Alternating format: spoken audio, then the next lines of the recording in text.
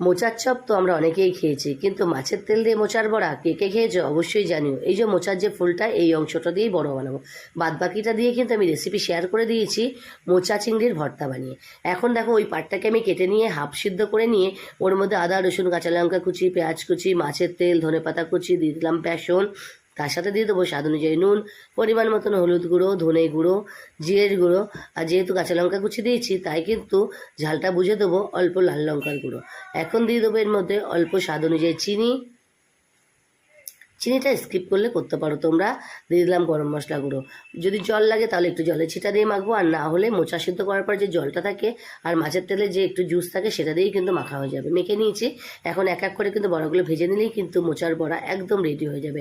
মাছের তেল দিয়ে মোচার বড়া গরম পাতে খেয়ে রাখো, গরম ভাতে কিন্তু একটুখানি ঘি দিয়ে এই বড়াটা দিয়ে আর একটা শুকনো লঙ্কা পাশে ভেজে নিলেই কিন্তু এক থালা ভাত নিমেষেই শেষ হয়ে যাবে।